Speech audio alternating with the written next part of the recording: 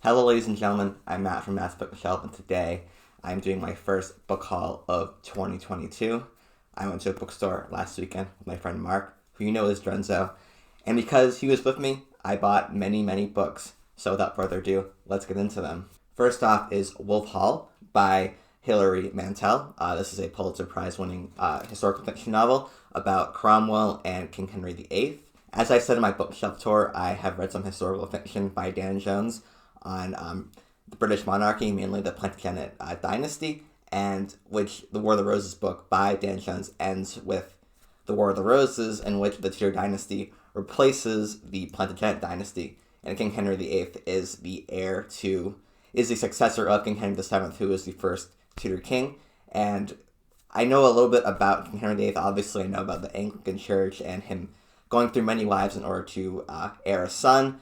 And I know a little bit about Cromwell as well. He was one of King Henry VIII's closest advisors and a terrible, terrible human being. So I'm really looking forward to reading this book because I love historical fiction, and this is apparently one of the best of the best.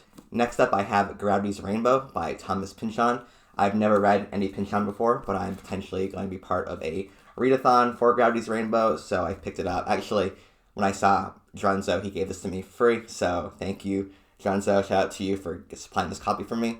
But yes, I've never read any Pynchon before, and this is a book I've been meaning to read for a long time, so now I finally have an excuse to read it. And I know it's notoriously one of the most difficult books you could possibly read, but also one of the most rewarding books as well. So, as someone who read Ulysses last year, I think Gravity's Rainbow would be a good follow-up with regards to difficult books that are highly rewarding in the end. Next up, I have the Iliad by Homer. This translation is from Richard Lattimore. I read the Odyssey twice, and it's arguably the book that got me into reading classics to begin with.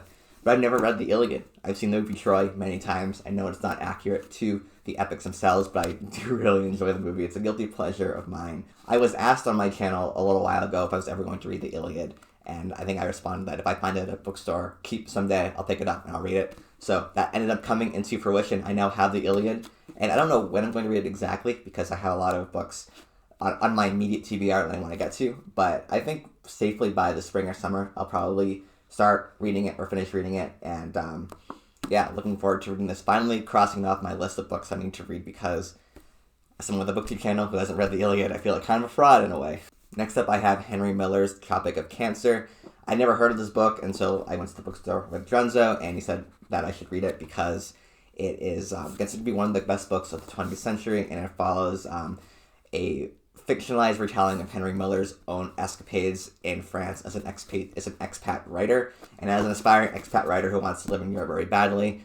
I do love books like this. I do love these this isn't really jazz age, but it's in that close time period.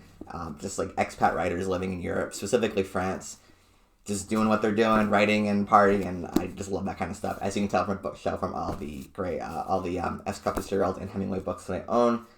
Yes, this is probably one I'll be reading in the immediate future because it just really interests me.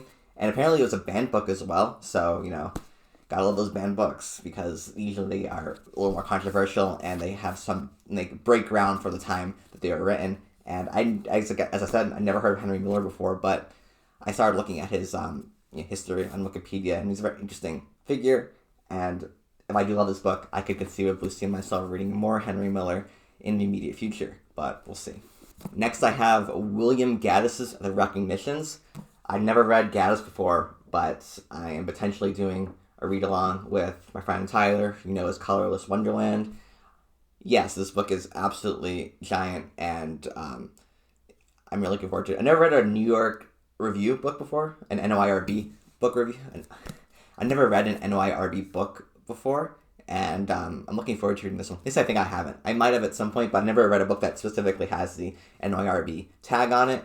This book follows a former priest who once lived in New England, and he finds a passion for art, and then moves to Madrid and starts making copies of famous artistic pieces in which a businessman takes advantage of that and then starts selling the art as the real copies. So, and that's all I know about the plot, just the general background that's given on the back of the book. Drenzo speaks very highly of the book, and Leaf by Leaf did a video on it as well, which I watched part of. So, yes, I'll be doing this hopefully in the next few weeks, starting to read it, and then maybe I'll make some videos on it as I go along with it. But this is a book that I'm very, very interested in, and I can't wait to read. So thank you for watching my book haul video. I hope you enjoyed it. Let me know what books you're interested in hearing me talk about, and what books. I'm always looking for book recommendations as well. You should expect in the future a video on To the Lighthouse by Virginia Woolf. I read that last week, and my first time ever reading Virginia Woolf, and it was an absolutely incredible read for me. And I really want to do a video on it, which I discuss the prose of it and my experiences reading Virginia Woolf for the first time. And yeah, check out my friends Drenzo and College Sunderland, who already mentioned this video. If you're watching this video, you already know who they are. And check out my other videos. I have a bookshelf tour out and a video on Brandon Sanderson's writing lectures and why they are not helpful because, writing. And check out my Instagram as well if you have the chance. So yes, thank you. Hope you enjoyed the video, and hopefully I'll see you in the next video. Thank you and goodbye.